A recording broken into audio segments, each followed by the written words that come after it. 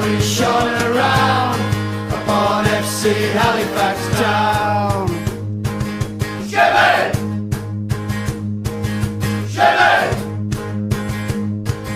Shaymen! Shaymen!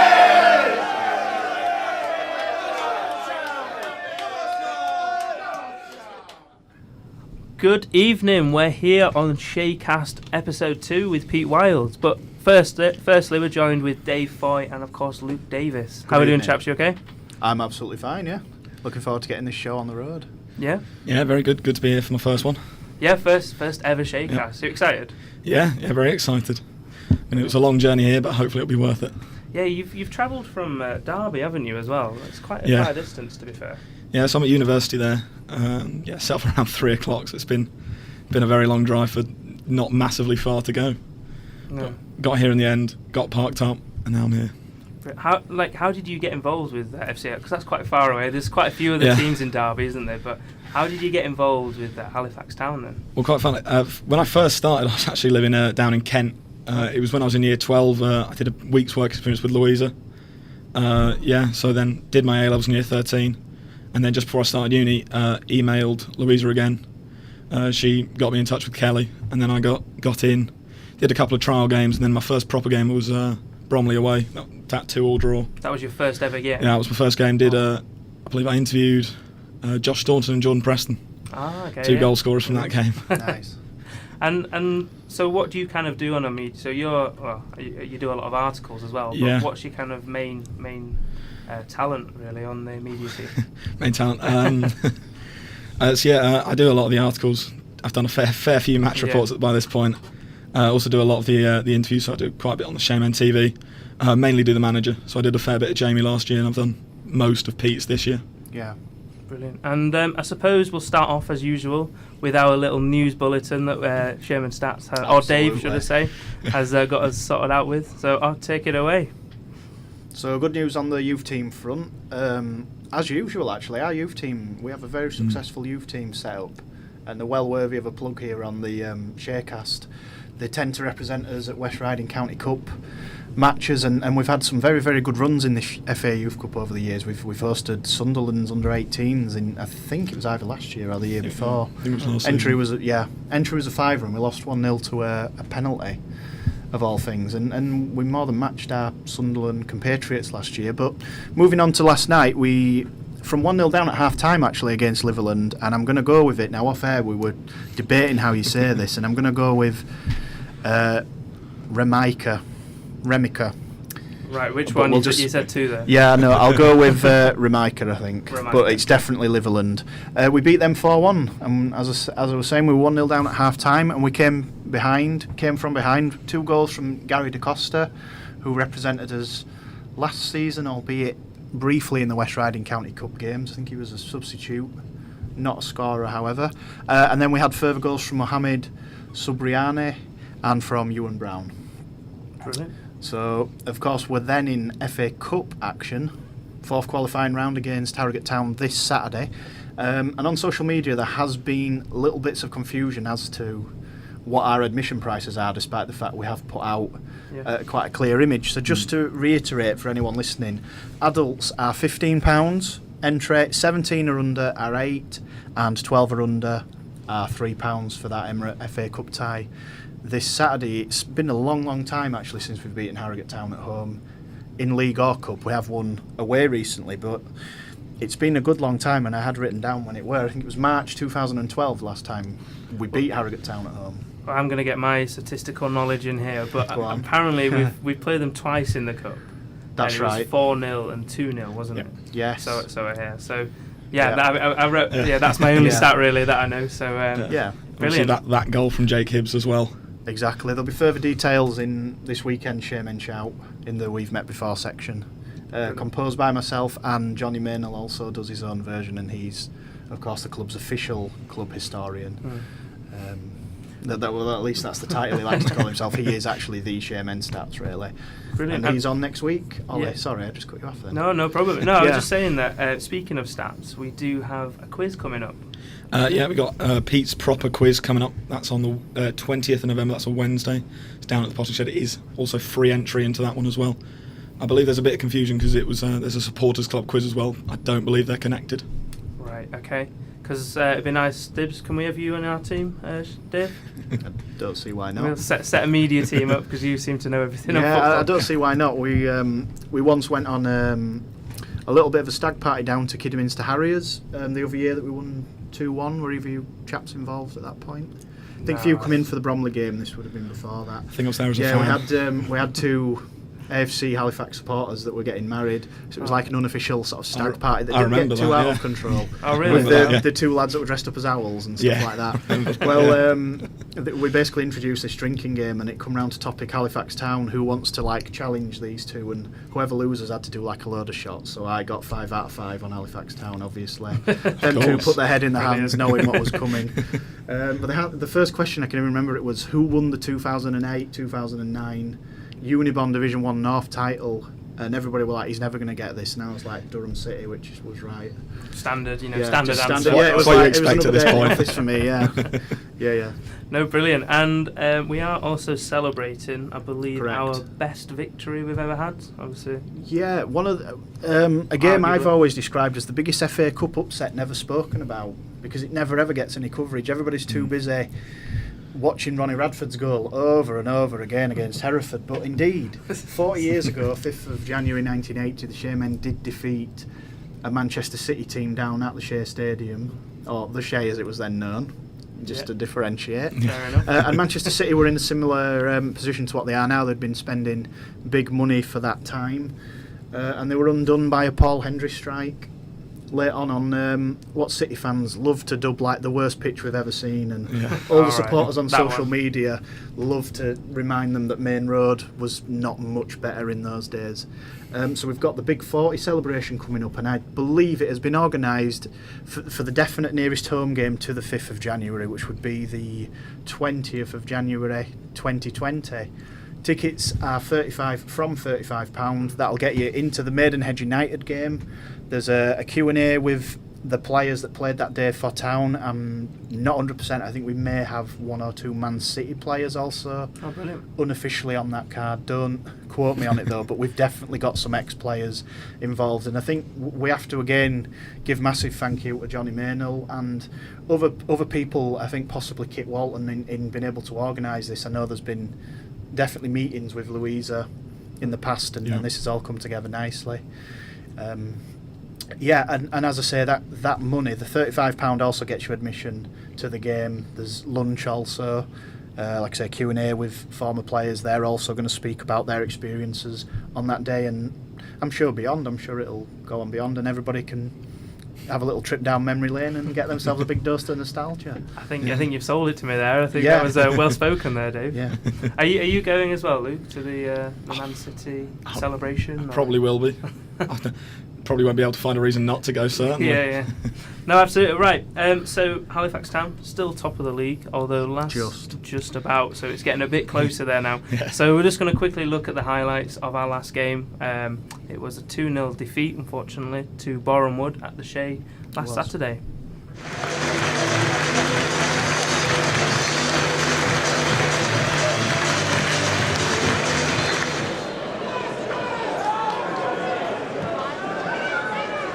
Yeah, obviously, Boreham has all been a million. We've got a lot of space for him. Here's Jerome. Brings it into the box. Shoot! Just over the side. Still not quite in the box. Nolan. Back out to Duckworth. Lines it up for a shot. Duckworth! Cooper and McElinden over it. Cooper strikes it, and he falls to Nathan Ashmore into a really good save. Not allowing Town any space to get in behind, really. The corner comes in, and that's the goal for Boreham Wood. They were getting into the game a little bit more, weren't they, Boreham Wood? Coming forward, they were getting a couple of crosses in, they had the chance. But Clarky makes a great tackle, and it's a bit of a killer before half time. But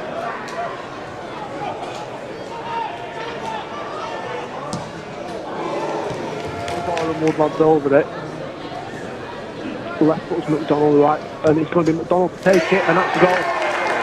That's a goal. It's a tracking free kick. Posted. they have a chance there to save that. And it's going to be difficult now for us. I would just imagine these are not really going to get forward at all. They're going to just sit behind the ball like they have done really the second half. And on the right wing.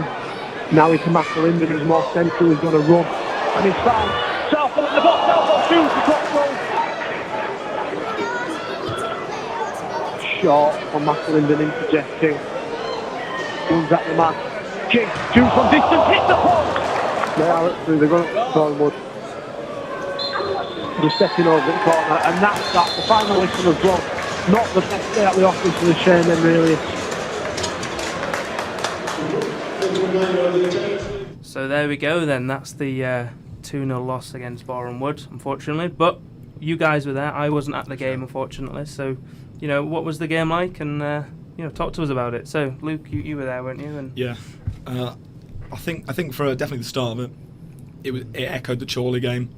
They very much sat back when they didn't have possession, and then they looked to counter. I think what Pete Wild sort of summed up pretty well. We've just been done by 2 set pieces. That's pretty much it. We had that free kick that was similar to the one they scored. I think if we score that, we definitely get something out of the game. But yeah, just very unfortunate not to get anything really out of the game. I absolutely echo what Luke's just said. After the game, when I met up with my dad just to reflect on it, I says, I can't believe we've lost that game. Like, we haven't played particularly badly, but it was a game of 2 free kicks. It was what I spoke to some of the media team after the game before we met with Pete Weil and just said we missed ours from a similar position which Nathan Ashmore collected. No, he tipped it round the post, which was quite a good save. I think he punched it round with both hands actually. From a similar position, they scored their free kick. We held them at bay. It's so bizarre to be talking about a 2-0 defeat because we still gave it a go, but we didn't really threaten. They let us have a lot of ball and they just sat behind it, but we still tried to press. And Pete Wild, to his credit, all of his substitutions were attacking players. He brought on Jeff King. He took Jamie Allen off. He brought on a lot of attacking players. I know Southwell come on late on, but they were all attacking. He brought Marr on for Nolan. That's right. So that was Good the to only see him sort back of from like injury. for like maybe. But Yeah. no, good just to see Marr unfortunate. back from injury, I suppose. The Shaw Silver chance, Luke, where we whipped it in the second half, and Shaw Silver was about that far away, and I'm showing Luke like I've literally got my thumb and 4 fingers very close together. If he'd have just got a touch on that at the back post, it'd have been a goal. It'd have been a fantastic goal. It was just one of those days, and perhaps a welcome break this weekend in the FA Cup. But from we are, league action. but we are still top of the league, We are still surprisingly, top of the even league, though yeah. it's been a bit of a rocky time. So There was that delayed kick-off as well. I think that's the right, Bromley yeah. game. So obviously we saw that Yeovil had lost 2-1. That's right. And then it was just waiting for the Bromley result, hoping that whoever they were playing held on. Thankfully they did. So that is one of the few positives that came out of the weekend. Harrogate, I think that was Harrogate. Or did Harrogate beat Yeovil? I know Harrogate beat either Yeovil or Bromley. we'll be able to have a look at that later on. Use the good old Google on that one. But does it kind of show then that every you can't write any team off? Chorley, they're in the relegation zone, but they came and, like what you said last week, in terms of made a professional performance and held us at bay and got us a 0-0 draw, which is what they were seeking. Does it show that no, we can't take any team for granted in the Vanarama National League? Yes. Short answer, yes. Simple as that. Yeah. I mean, the thing at the moment is with 4 out of our last home games, we've managed to draw a blank, which is slightly worrying. But away from home, we're still doing the business. So it's a case of Pete Wild has to find some kind of formula he can use at home that can just unlock those defences that are going to do what Boreham Wood and what Chorley have done more recently. They've paid us a lot of respect. To a certain extent, Barnet almost did. I mean, the first goal they scored was a piece of individual brilliance that came from a very rare Duckworth mistake. He didn't just make a header and their player cut inside and fired past Johnson, and it was a crazy 20 minutes, as I'm sure Oliver would be able to... on the good old social media, it was a bit crazy. It was, got a bit crazy. Crazy moment, but like I say, and I don't think we can take any team for granted now. Teams are, they say we're top of the division. People want to go out there. It's like, I wouldn't say it's a cup final. I wouldn't say that, but I'd say because we are the top scorers in the division, and I think arguably one of the best defences. So people are going to go there and try and that's without Matty Brown. And that is without Matty Yeah. Brown. So people are going to come and really, know what we're about now. Do you reckon people have kind of seen who Halifax are all about? I think they have, but interestingly, we are top of the table. Fourth bottom, I believe, is now Wrexham after their defeat to Chesterfield. They're still only 14 points behind us in top spot, and they're 21st. So it just shows how close our league is, despite the fact we're still sitting top. I was going to say sitting pretty, but we really aren't. It's a bit tight, yeah. Yeah, we're just. I think we've all got to keep our fingers crossed that Matty Brown comes back and shores up our defence, and we just take it from there. But we've definitely earned the respect that teams pay us. But the thing is, teams are respecting us, and they're also beating or drawing with us now. Yeah. Which is quite a worry.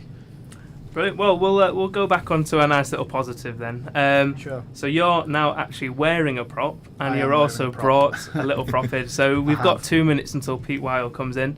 So 2 minutes, take it away. What have you brought in today then, Dave?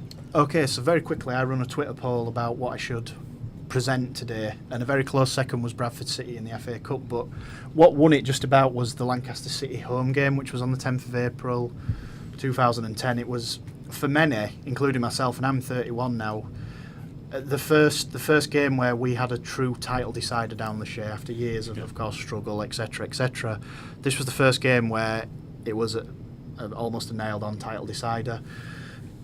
Lancaster would have finished their Wednesday night game coming into the Saturday, having beaten lowly Rossendale, believing we are 5 points clear of Halifax Town. They're 3-1 down to Garforth Town. It's coming up towards the 87th minute. Surely they're going to lose that game, and it just simply was not meant to be. And I think from that point on, Halifax Town were always going to win that league. Without a shadow of a doubt, there were just over 3,000 at the Shay for that game. Was that like the season average then? About 3,000 around that? No, that was a higher than average attendance. Right. The second nearest were 2,900 and odd, which was Wrexham in the FA Cup. But we averaged, I think that season, about 1,500. But that's the 8th division, where other teams' averages were like 200 to 300, and they were slightly inflated by the fact that we'd take 700 and 800 to some places.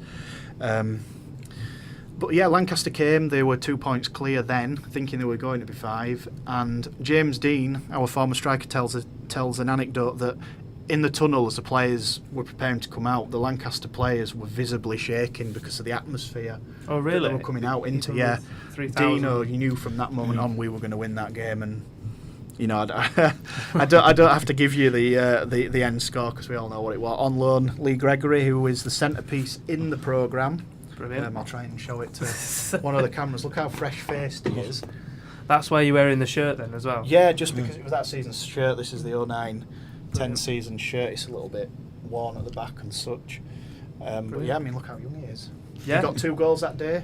Steve Payne scored after 39 minutes, and Dean wrapped up the scoring at in front of a packed south stand just on the hour mark. And the chant of "We are top of the league" hasn't been matched since, actually. Not even this season? No, when not we even did this season, no. When we wow. went top by that point at full time, it was probably the loudest "We are top of the league" I've ever heard down the Shay. Since 97-98 when they won it, and we were averaging over 3,500 that year. I was 1 year old then, so I wasn't used to that. I'd have been 9 going on 10. I wasn't even born at that point. Oh, really? Yeah. Fair enough. Brilliant. So obviously Pete is outside, so yeah, we'll listen into him. We'll best be on our best behaviour when he comes in. So yeah, see you in a minute. Becca Broom Park, don't rush it. I can safely say it's going to be a better 4-hour drive. Oh, he's gone for it! Clark scored from his own half! Clark scored a free kick from his own half! It wasn't even... Okay, so we are back on the Shaycast, and now we're joined with the gaffer, so we've got to be on our best behaviour. Evening. We all right? How are you doing? Yeah, I'm good, thanks. Yourselves? Yeah, good. I'm very good. Good. How are you guys? I'm fine. We've already gone through this. Yeah. I've got to get Good in. stuff. Yeah. It's still good. I'm in a car park about 3 weeks away. That's the only thing that's doing that. The ring roads killed me, but hey, let's get on with it. Yeah. Brilliant. So you've been quite busy today as well, haven't you? You've had a few media at the training ground. How's that been? Yeah, I quite enjoy the media stuff. I was lucky enough last year to have a lot of the media stuff around when I took over at Oldham and the stories that came with that. So I really enjoy the media. I think it's great. I think the more that the club's in the public domain, the better. It showcases the good work that goes on behind the scenes at this football club, and it showcases how well the lads are doing on the pitch. So all publicity is good publicity, in my opinion. Brilliant. So you're a football manager of FC Halifax Town, but I want to go kind of how you started becoming a football manager. Now, you mentioned that your playing career wasn't spectacular in your words, but yeah, you can draw a line under that one straight away. There, that's that done. Yeah. But so you started off as a football development officer at the Lancashire FA. Yeah. How did you progress from there then? Well, I always wanted to do coaching, so when I'm 18, you're savvy enough to know whether you're going to be a decent footballer or not. Wasn't going to be, but I always wanted to be involved in football, and I had a dream to be involved in football. So I started doing my badges, but alongside that, football was never going to be a 9-to-5 job for me to start off with. So I had various jobs, digging holes for a living, cutting trees down, apprentice mechanic, to mention but a few. And then, so I'd be up 6:30, 7 in the morning, do that all day, come home, bit of tea, quick shower, and I'd be out doing my coaching in the evenings. And I did that for quite a long time, really. And so I was lucky enough, I got a job at the council doing coaching in the schools, and managed to get on my level 2 badges. And then moved on to the Lancashire FA.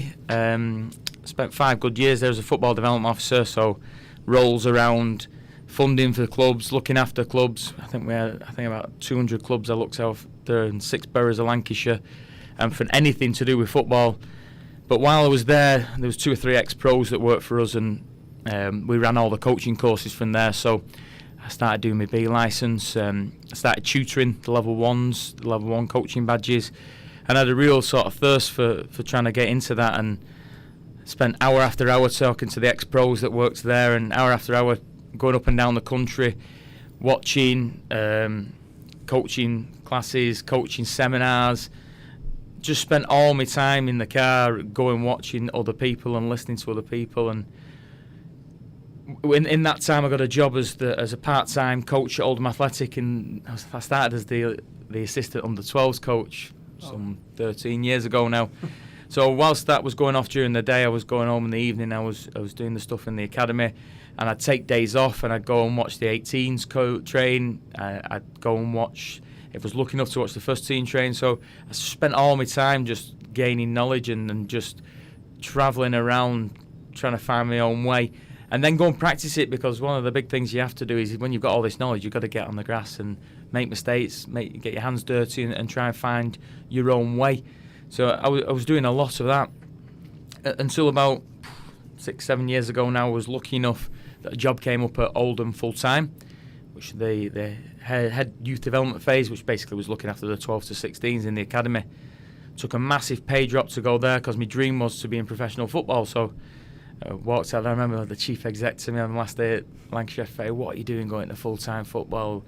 You know what the business is like. Why are you doing it?" Because I'm just desperate to be involved. And I was lucky enough that my family supported me with that, and my wife said to me, "No, if you want to do it, go and do it." And fair play to her, she backed me wholeheartedly to go and do that.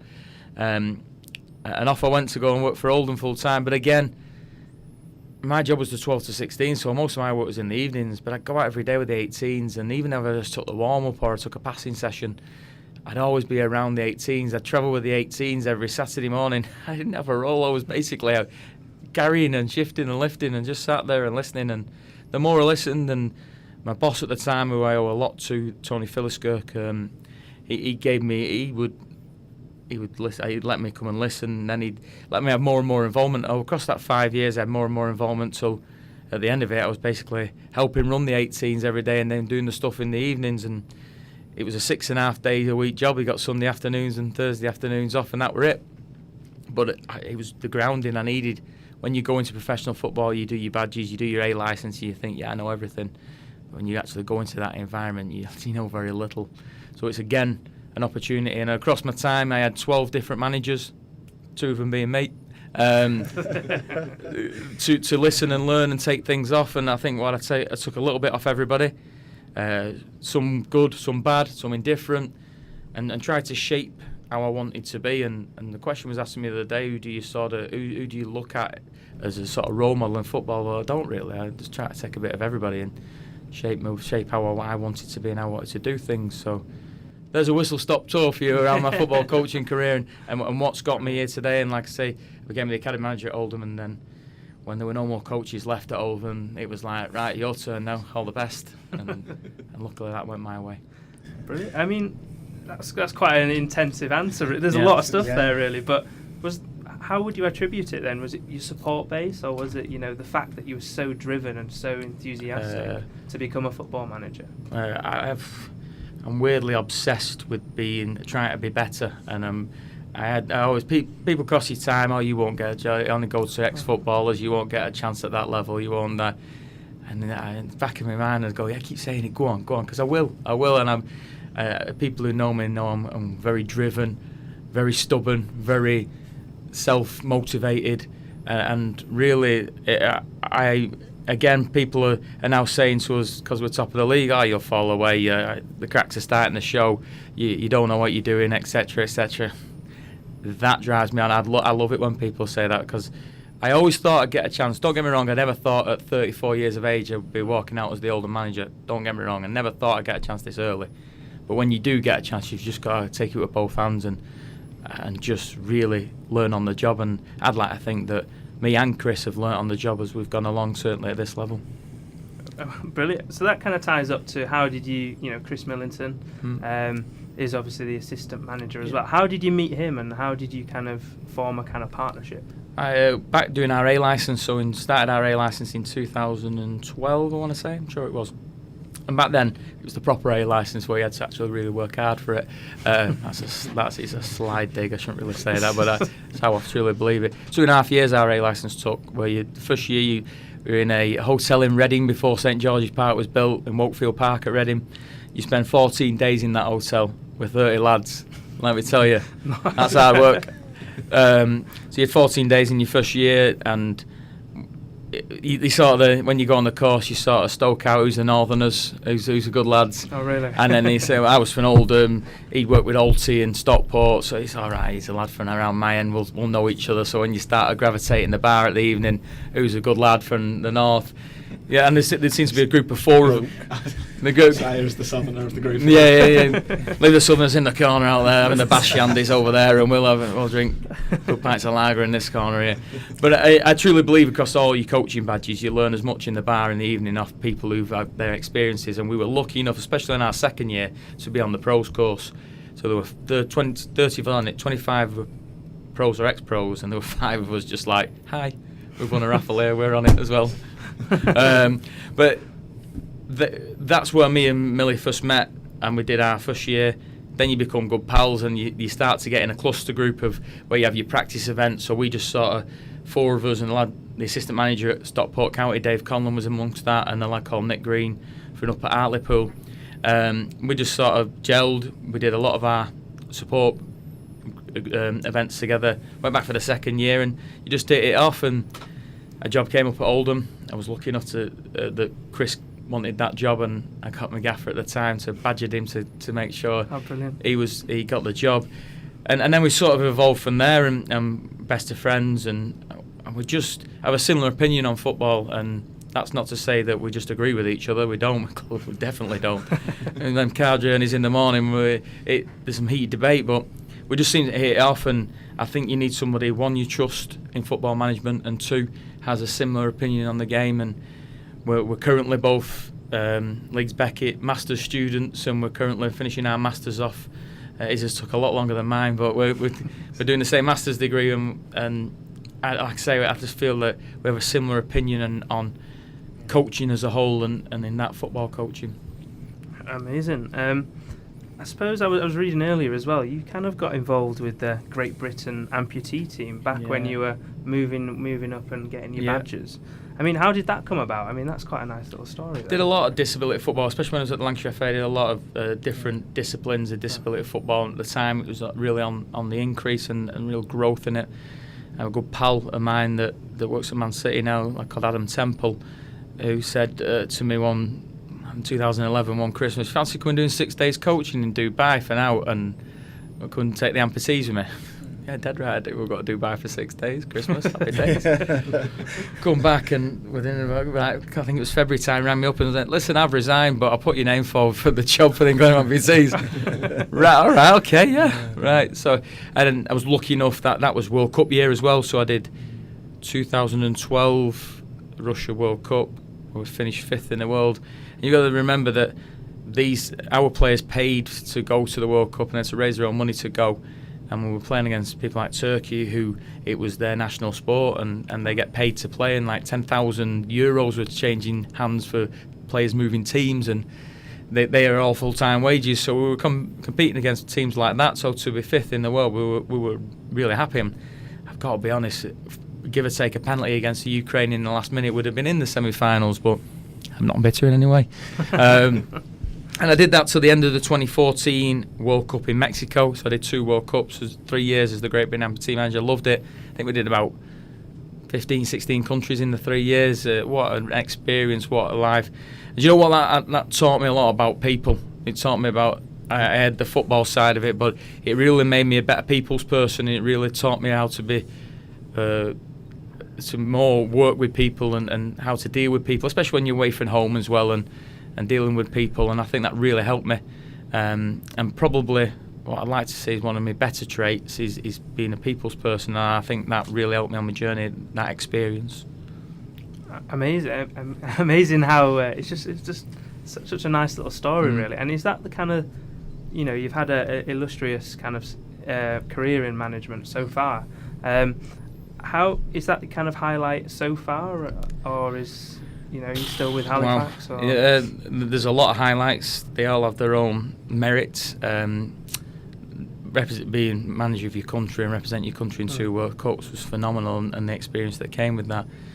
Obviously, Fulham, I'm sure it'll come up at some point. Fulham was a highlight, and walking out of Boundary Park, 28 years to the day that my dad took me on Boundary Park. 28 years later, I walk out as the manager to the day. That obviously had a special place in my heart, and hopefully there's more to come. And now I see it as being on my own 2 feet and getting the A.F.C. Halifax Town job. I see this now as another mark in my career and another pleasure in my career. Of now I see it as my first proper managerial job at this level, and that really pleases me that I've been given a chance, and full credit to the chairman for taking a gamble on me, because it obviously was a gamble. Final question from me. You kind of corrected me before we started about last season. You won the FA Cup. Shock of the whole tournament. Yeah, it was shock of the round. You're right, but it then got voted FA Cup giant killing of the season. Giant killing of the season. Rightfully so, by the way. Yeah, it was unbelievable. And they got presented. Oldham got presented at Wembley. I'd already gone on my holidays with my mates by that point, so I'd have done a live link from Villamora, but you wouldn't have got much sense out of me from there. I think that'd have made great TV. Yeah, I'm sure it would, for the wrong reasons, probably. The old Mike Bassett, wouldn't it? The old. Definitely that. Yeah, that'd be brilliant, that, wouldn't it? Yeah. But it kind of ties in. This Saturday we've got you back in the FA Cup against Harrogate. The magic of the FA Cup. You've experienced it before. How is it different to like the domestic non-league or the league football? I just think the shackles are off in the FA Cup. I believe it's the best competition in the world. Maybe devalued by some of the Premier League clubs and Championship clubs these days because of, and it's all about staying in the Premier League, and it's all about the money that generates. And they generally don't, to the latter rounds, take that much interest in it. I'm generalising there, but I just feel it's a chance for lower league clubs to have the day in the sun. It's a chance for lower league clubs to go and get and show what good players they are and show what good clubs they are.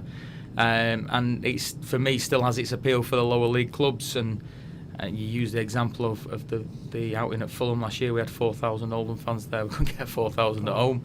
4,000 Oldham fans, a lot of which, because I'm from Oldham, I knew.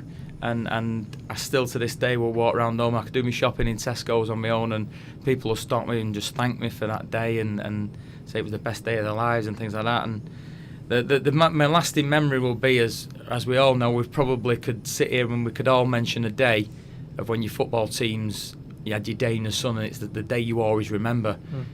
And for young fans, they might have not had that day and had to listen to other people talk about their day. And for young fans, that day was their day in the sun and something that they'll remember all their lives. And I think that gives me more satisfaction than actually the result, that them young fans can now go out when they're older, rhyme off, remember that day at Fulham.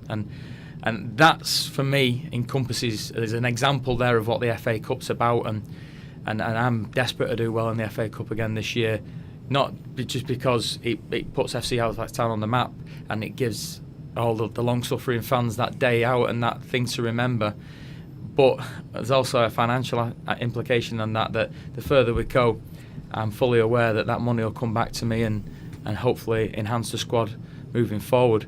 That's not the be-all and end-all. If we do get beat, I'll be very disappointed, but it won't be the end of things. But I'm really positive about Saturday. I'm really, really looking forward to it. It's a chance to really take the pressure off and just go on, 11 v 11, 90 minutes, best team will win, and hopefully it's us Saturday. So is that something you're going to say to your players then, in terms of the pre-match, getting them inspired, ready to go out at the show? We are at home in a Yorkshire derby, so is that something you're going to try and I've been sort of passing their messages across the week and telling them that the pressure's off this weekend, and we now just need to go and enjoy the FA Cup. And they got to the second round last year, and a lot of the lads were here last year that experienced that, and I want more of them, and I want the Shay buzzing, and I want people down at the Shay cheering us on and wanting to drive forward, and none of this nervous energy that seems to have creeped in, that everybody when they come down to the Shay at the moment seems to be more bothered about us winning than and are dead nervous, and everybody's pretty quiet first 20 minutes because everybody's dead nervous, and I'll try and get rid of that this Saturday and everybody just go and enjoy the day. Amazing. We went on social media, as you've seen, and we asked the fans a few questions. I believe Dave and Luke, you guys have had a look on social media and got the questions. Yeah. Oh yes. Go for it. Go for it, as Pete said. Yeah. So do you know your strongest 11? And that was asked by Johnny Maynell, who's the club's historian. Yep. Yes, I do. Interesting one, this. I think it's impossible to put your strongest 11 out week in, week out. Let me quantify that for you. What I learned very quickly in this job is when we play Saturday, Tuesday, Saturday, that putting the same 11 out and flogging a dead horse doesn't work. Especially with our training programme not being full-time and being the hybrid model, it certainly doesn't work. So we've got to freshen things up from Saturday to Tuesday, especially to the next Saturday. So it's really tough for me to put the same 11 out every week. And I'm a firm believer in that we've got to make sure that everybody in that squad's capable of playing, and it's got to make sure that everybody in that squad feels like they're part of it, feels like they've got a chance, and that helps the squad and the squad harmony, and that helps us create what I think we've got the best dressing room that I've ever known. And good teams have good dressing rooms, and I've got to make sure I play that right as much as I play the physicality of Saturday, Tuesday, Saturday. So yes, I do, but I think it's important for them reasons that I tweak things. Now, the precursors to that is that everybody will say, well, you never change your back four, and you never change your two holding midfielders. We don't need to, Pete. Well, exactly, but I think with the back four, that's one of the biggest units in the team that you don't mess about with. If you've got a stable back four, you don't mess about with it. And all the top managers have always said your teams are built back to front. Exactly. That's from Ferguson downward. But just to follow on, I think you've already touched on it in your answer. Is there anything that shocked you about being Halifax manager? Because obviously when you applied for the job you would have had to have given some idea that is there anything that's truly shocked you or caught you by surprise this season so far?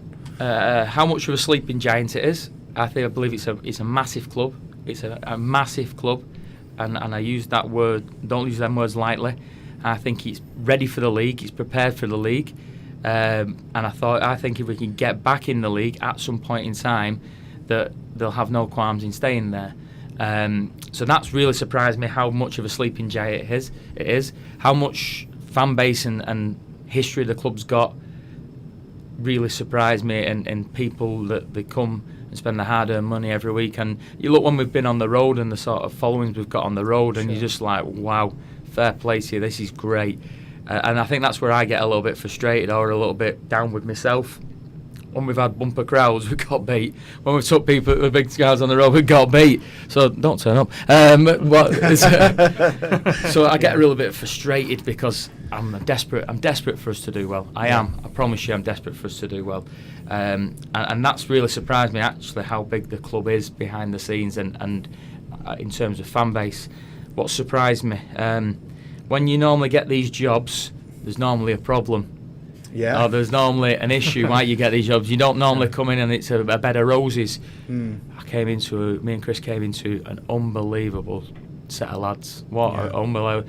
And then I can't pay them enough credit, them lads. I thought you were just going to say you couldn't pay them enough, full stop. They'll certainly tell you that. Yeah, I can't pay them enough credit. The way they go about the business every day, and they look you in the eyes, and they'll go and try things for you, and tactically, if we ask them to do something, they just do it, and we've created an environment where questioning's key.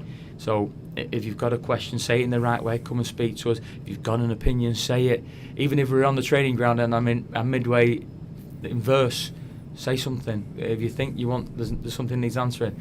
So I think we've got a real harmony between the staff and the players around how we go about our business. And what shocked me is what a good set of lads we've got. And I keep saying it, the best teams are the best dressing rooms, and that's one of my fundamental roles, is to make sure that dressing room works to the best ability. And people might say that's pretty fluffy. It's not.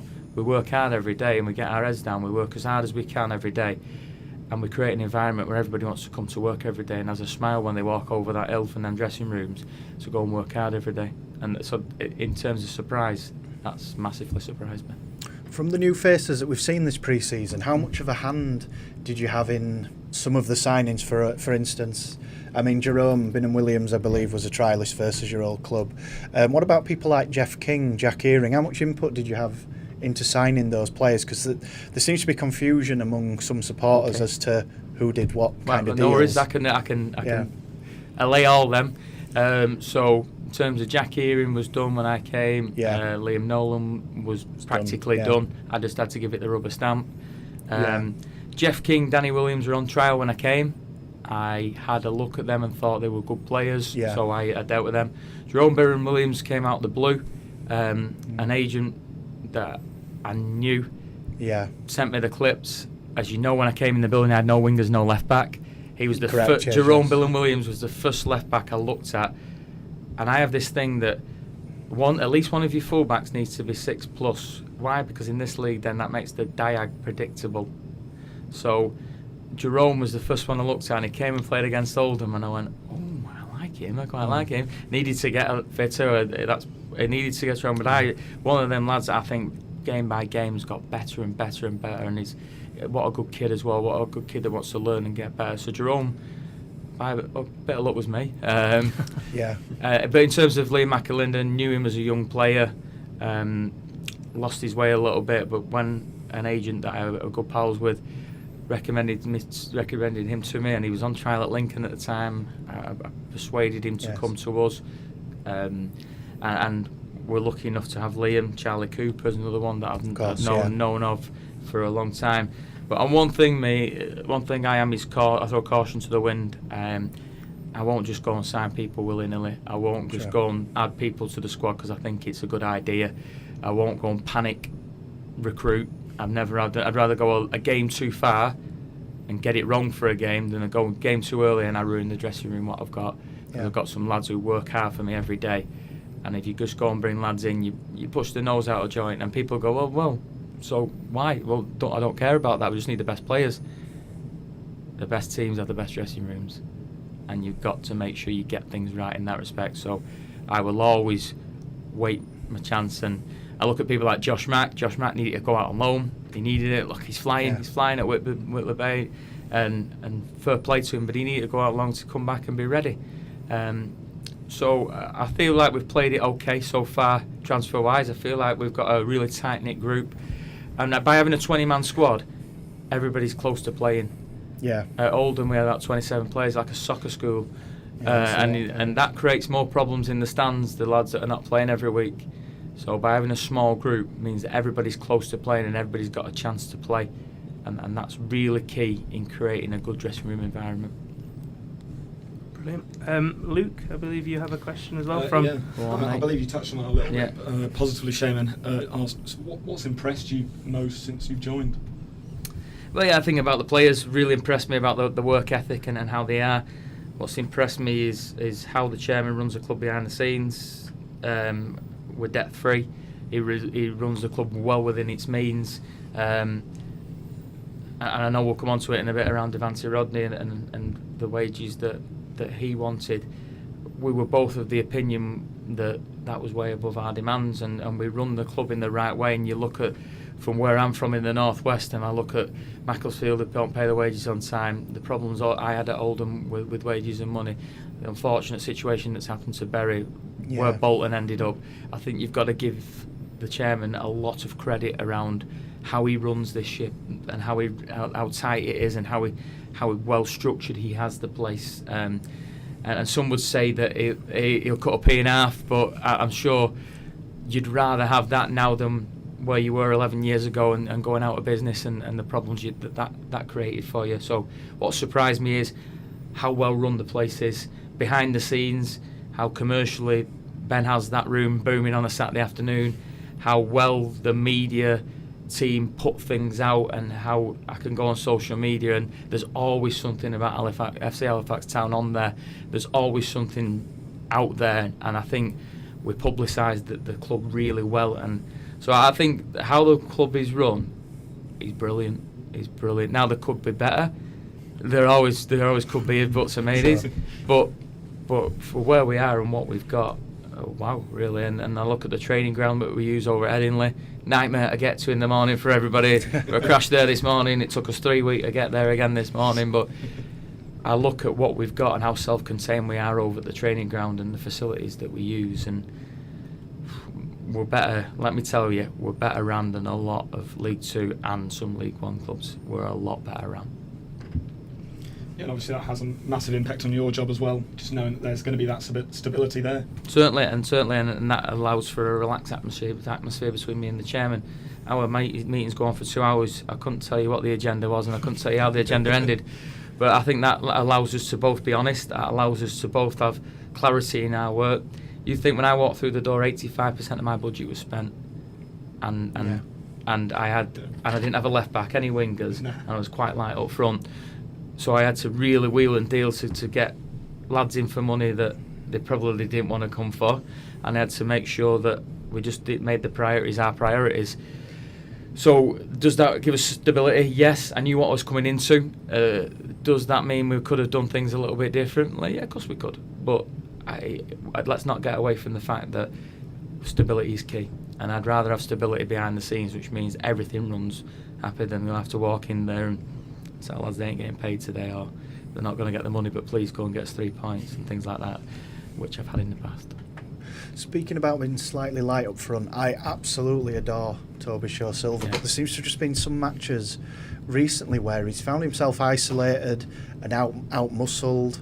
Yeah. I don't know if you're of that same opinion. Would it be worth bringing Liam McAlinden into the middle a bit more? He seems to have a little bit more physicality about him. Absolutely. Is that something we could look at? Yeah, certainly. It's something that I'm quite aware of, especially at home.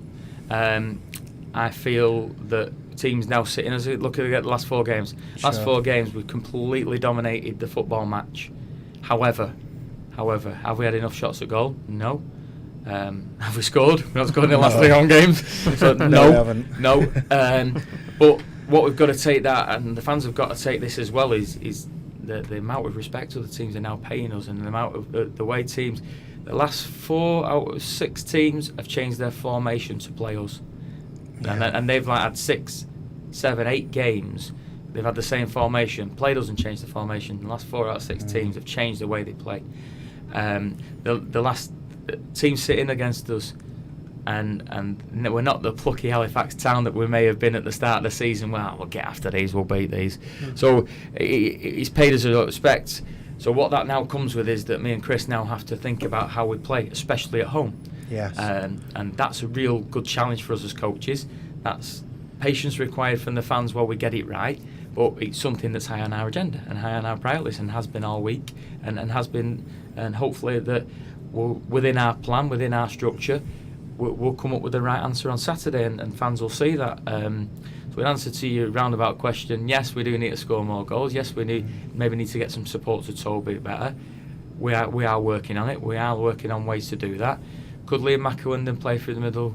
Yes, but if Liam does that, Cam King don't get in, because Cam King's central to us. So it's about getting our best players on the pitch in the best possible shape to do that, knowing that McAlinden scored most of his goals off the right and left. So knowing Cam King's a threat when he's in there. So again, it's about using our players to the best of our ability and getting our goal scorers all on the pitch at the same time, and finding ways to do so. So the answer isn't easy. The answer's a little bit of shuffle it, tweak it. Could we? Can we? But if you had that magic formula, they may as well just give us the title, to be honest. Well, yes. if you had the solution to being able to break them teams that sit back, I think they may as well just give us the trophy. But honest. I think we've got to take it as a pat. Everybody, fans included, the whole club, we've got to take it as a pat on the back out the way things have started. But now comes out of different challenges. You look at, and this is where I've got to be better. And one thing you get from me is honesty. I'll just say how it is. Yeah. You look at other dugouts now, and maybe in the last few games, the complete disrespect they've shown to us, jealousy and the things that are getting shouted across from other dugouts and the way teams who are with us. A couple have been quite disrespectful to us, and a couple of times I've had a right shirt back, and I've got to shut up, and I've got to now take that on the chin and go, well, people are finding it now that they have to be disrespectful to try and get under our skin on the touchline, to put the staff off their game. So there's a lot of things. You got yourself a cheeky yellow at Notts County, didn't you? No, Yeovil. Yeovil. So I should have probably got one against. So you'll see me. Yeah. So for example, at the start of the season, you just see me stood in the corner of the box. That's right. Yeah, I can. I know your body language has changed. So I now go and sit down on the box to try and take the emotion out of it. I try and sit as far away from their dugout as possible, and I try and make me notes, and I try and sit and take the emotion out of the game, so I'm better tasked for the game. Now, that's not me now looking disinterested, or fans thinking now, oh God, he don't know what he's doing now because he's sat on the ice box with his head in his hands. What I'm trying to do is take the emotion out of it and try and find a way where I can be the best possible manager I can be on the touchline for 90 minutes. So that's me self-reflecting and trying to be better. I'm 34 games into being a manager. Do I think I'm the finished article? Well, nowhere near the finished article. But if I'm asking my players to self-reflect, if I'm asking the players to be better, I've got to be better. So that's what I'm trying to do. Sure. Would you say then, at the start of the season, would you say that Halifax kind of took you as... not Halifax, would you say that teams at the start of the season took you as kind of, well, easy victories, and then kind of were shocked when, obviously, we've beaten them? And well, if you look at Halifax's league finishes over the last few years, they ain't great, are they? No. So teams aren't going to pay you that respect, because if I was... Say I was let's not use outlet pull file because they ain't got a manager, and you always say, oh, he's going there. Say I was Boreham Wood's manager on Saturday, and Halifax had finished 17th last year. Well, I'll be seeing how we can get out these. Let's go after them. Let's do what we need to do. And it's taken everybody by surprise. And where teams might not have tried an extra 5% at the Shay earlier in the season, teams are trying an extra 5, 10, 15% now, because we all know when you play top of the league, you want to beat them, don't you? And and it feels good. And the scalp, and look how teams have been when they've won at the Shay. Look how Charlie were getting a 0-0 draw at the Shay. They were ecstatic and they were over the moon. That's how we'd be if we were going to the top of the league and got that result. Yeah. So we've got to again take them as compliments. But what I don't want to do now is go, we had a great start and it all fall away. I'm desperate to stay there. So we've got to find different ways to stay there. I think that's the little thing that is nagging in the back of supporters' heads. I mean, I am part of the media team, but I'm also an absolute diehard Halifax Town fan. And we've had 3 seasons back in the National League, and they've all roughly been the same. We've been top, really good. It's got into the autumn-winter months, and all of a sudden it's like, oh no, we haven't won for 20 games. Look where we are now. And I think that's what's playing in people's minds. Yeah, I understand. But you've easily got the best backing I've known a manager have at the Shay for probably since Neil Aspin, and he left in 2015. Yeah. You know, I don't think any supporters are doubting you or criticising you. They're just as frustrated as what you've shown in this interview. Yeah. We all just want to win for you. Yeah. We all want everybody to do well for the club. Certainly, and I think, I said it before, and I truly believe this. you've all got to chill out when you come, because I feel like first 20 minutes nobody says a word. No fans. There might be the odd song or the odd chant. I just get a nervous energy about the place where everybody's like, oh please can we just win today, and we'll all sit here and we won't really watch the game, and we'll please let's win. It's because everybody's praying and reflecting. They're all sat on the cool boxes reflecting, yeah. hoping and praying. Well, don't worry, Chris is a staunch Catholic, so he does a lot of praying, so he does all my praying for me. Like, but that's fair enough. That's it. If there's one message I get across tonight, is please just from the start just get behind us. If things don't go our way, I promise you we're trying to address our home form, and we are really working hard to change that, and the players, we're all desperate to do well.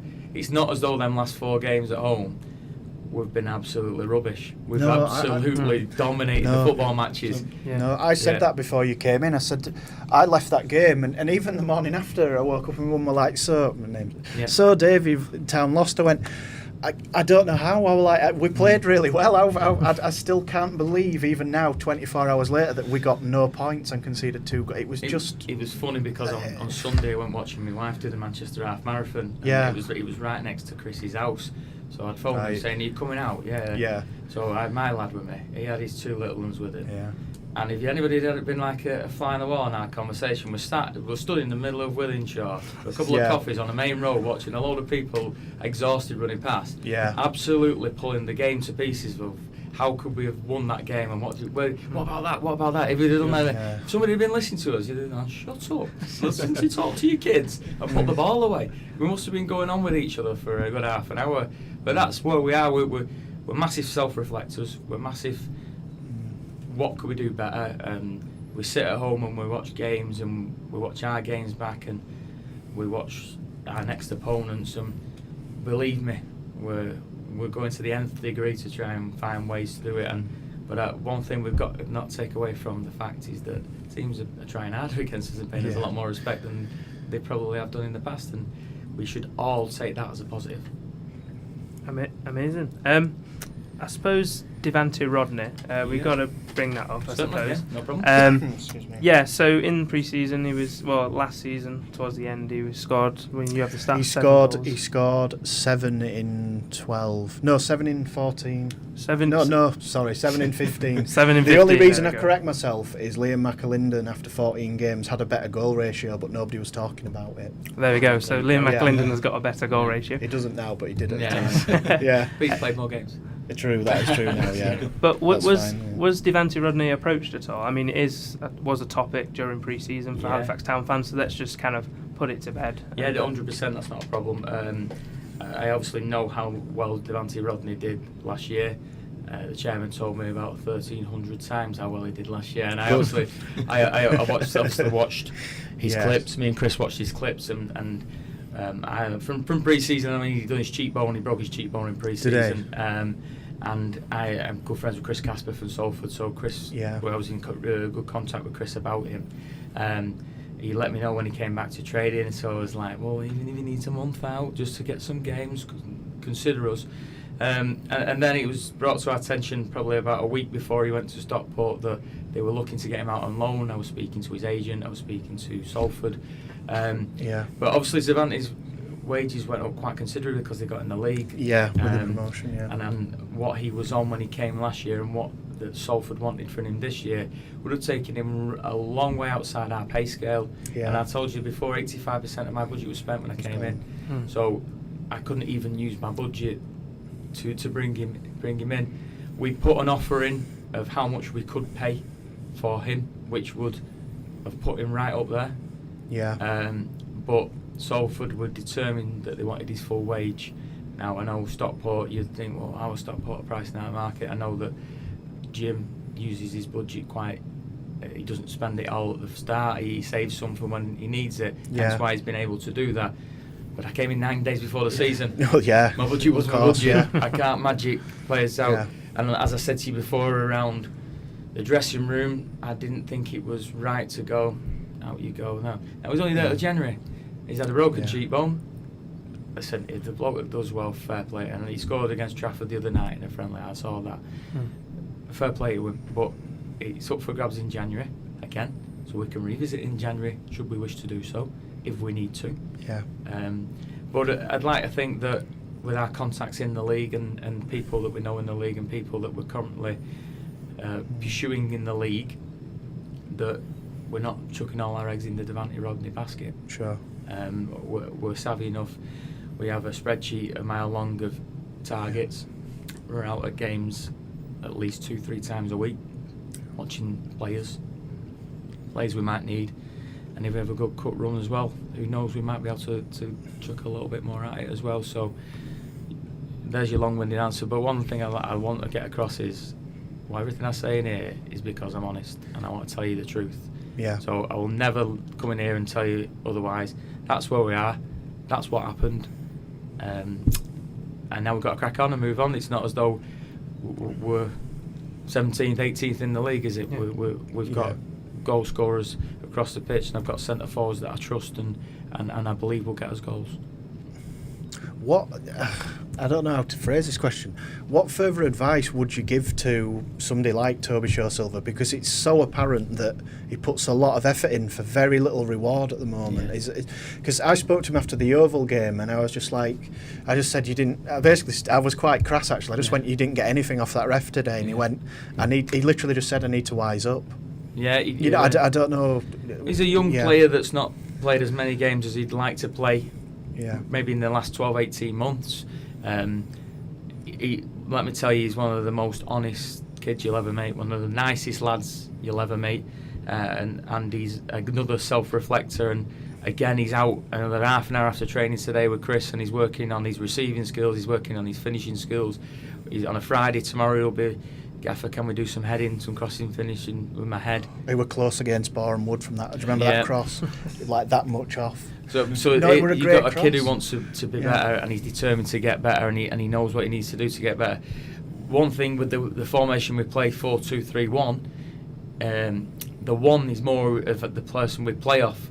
So he does a lot of unselfish work for the team. So you look against Barnet where he scored 2 goals. I was over the moon for him, because the amount of unselfish work that lad does for the team, for him to get a couple of goals was really pleasing. But the way we play, he's more of a focal point for the team for others to do well off than he is sometimes a goal scorer.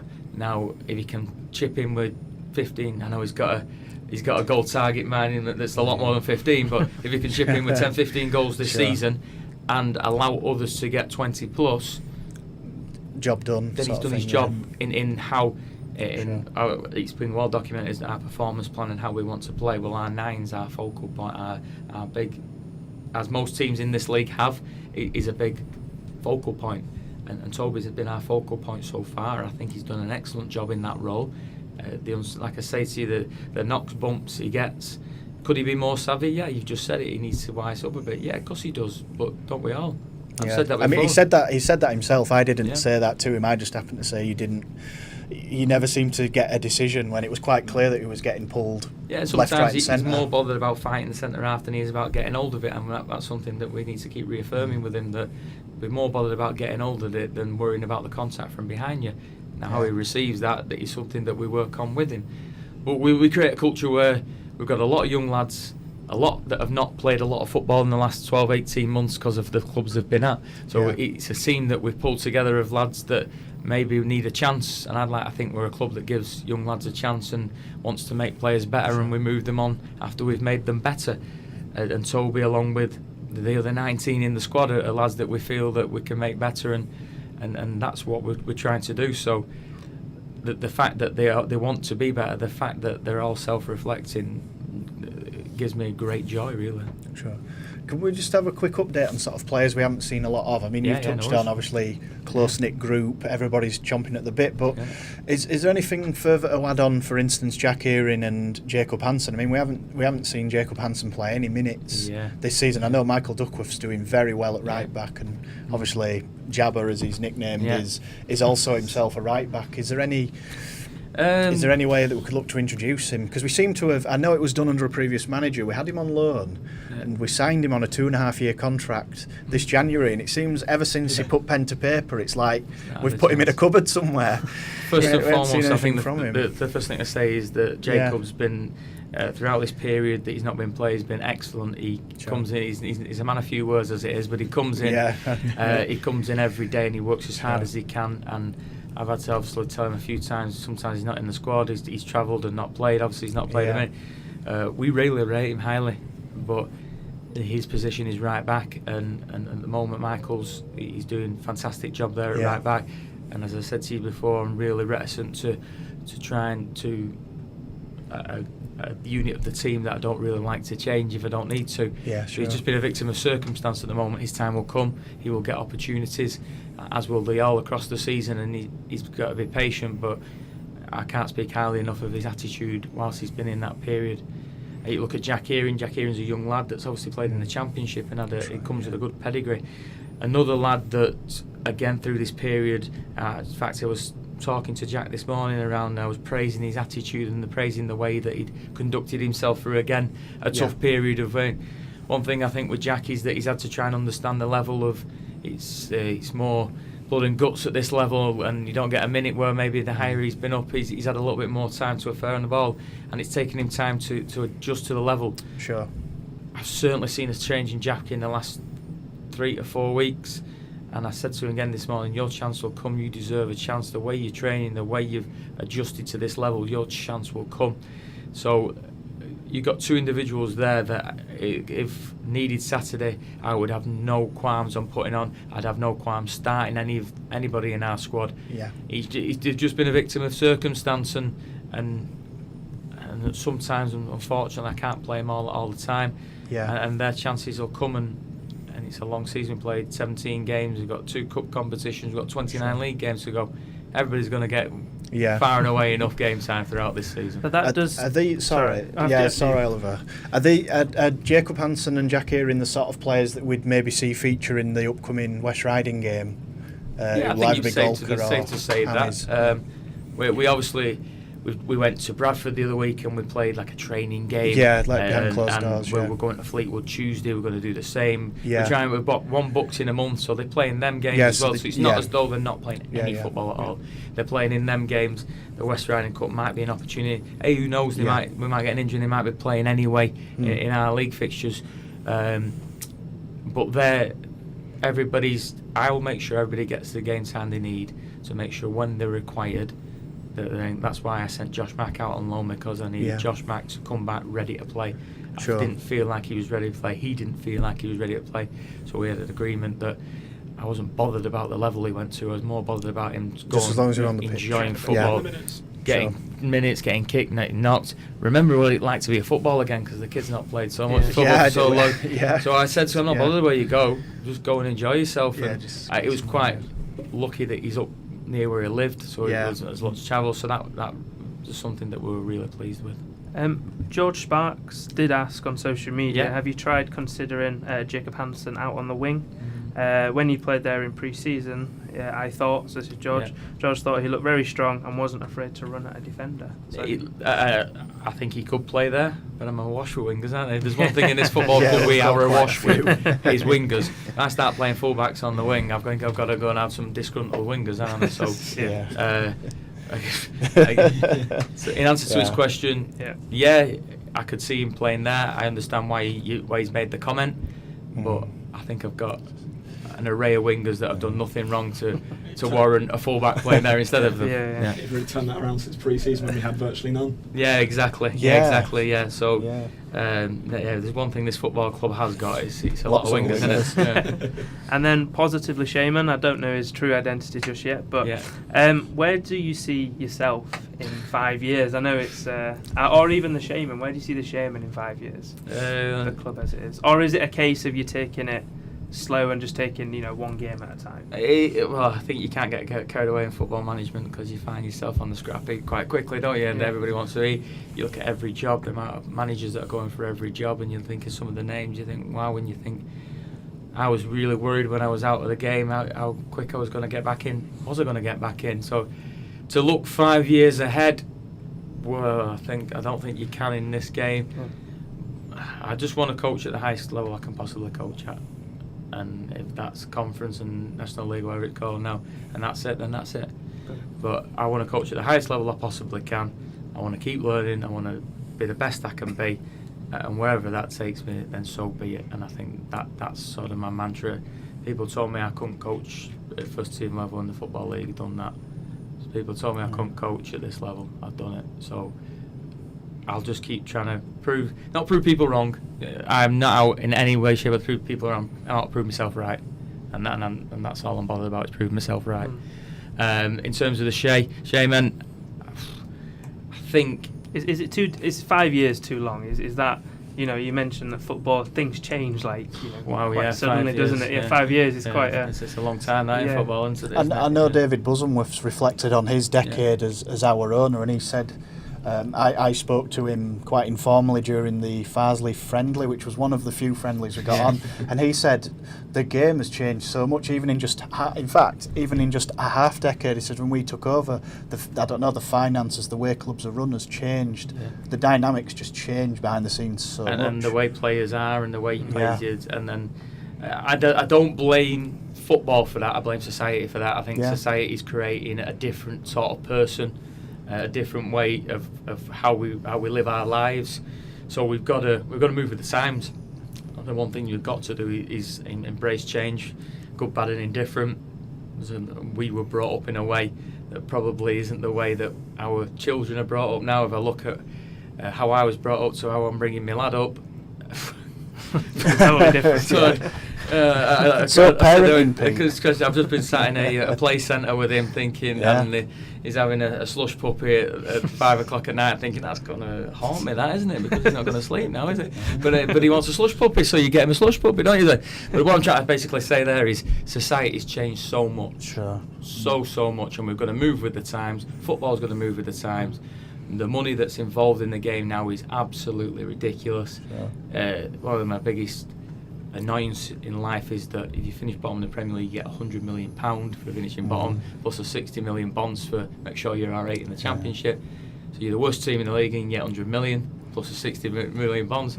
So with that comes a lot of change. With that, a lot more money becomes a lot more people wanting that money, and with money comes corruption and comes rogueness, shall we say? Rogueness, I like that word. Rogueness, That's our word of the week.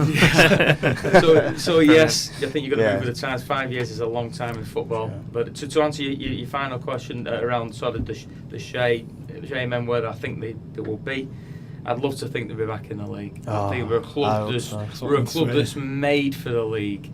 But it's harder getting out of this league than staying in the next, and let me tell you, there is no difference between the conference and League Two, apart from 2, maybe 3 teams. There is no difference between League Two and the conference, and I have first-hand knowledge of that. So you see teams who go up will generally do all right, because of the slog, and it's no better word than the slog it is to get out of the National League. It's ridiculous. Well, absolutely. I resonate with that as well. Yeah, definitely. Pete, thank you very much as always for coming in today. I mean, it's really interesting to see, how you started off in management, and then at A.F.C. Halifax Town, and we're doing so well so far, which is great to hear. Have you guys got any other questions at all, or anything to add? How far out do you think Nathan Clark was when he scored against Ebbsfleet? Get the definitive It depends, doesn't it? I mean, I've clocked him at 150. Yeah, definitely. If not more. He was sat on the coach. I'll get him. I'm going to get him back to Halifax in terms of distance eventually. He shot from West Yorkshire. He was sat on the coach, wasn't he, when he took it? It's already on the train. Yes, I think so. Yeah, I think he may have been. What a goal! Great. And yourself in shot of the video. Yeah. Oh, you were absolutely ballistic. It's the old Fulham jump, and that's what got me the job. That jump. That's that jump. If there was an absolute unique selling point I've got, it's that ridiculous celebration that seems to come out every week at the moment. Eventually you'll raise that cooler above your head that you say, that's getting I've seen these guns, there's no way I'm lifting anything. I need Brownie's PT to be doing that. Brownie. But again, once you mentioned Nathan Clark, what the consummate professional. Sure, we got that vibe, definitely. What an excellent bloke, and should be people that should look at him and how he trains every day and how he conducts himself on and off the pitch. It is a right good lesson for our young players, and we're so lucky to have people like him. We've got such a young team and then we have people like Nathan, who how he conducts himself every day should be. Every young player should be looking at people like him and the career he has, and how he conducts himself on and off the pitch. Yeah. Amazing. So the Shaymen are back in action on Saturday at the Shay, obviously at the Shay at home in the Emirates FA Cup. So good luck to the team, and we'll be there, and hopefully the viewer will be there as well. So thank you very much, Pete, as always. Oh, thank you very much. And thanks for the time. come on, you Shaymen. Yeah, come on, you Come Shaymen, on. definitely. Yeah, top at league, you know.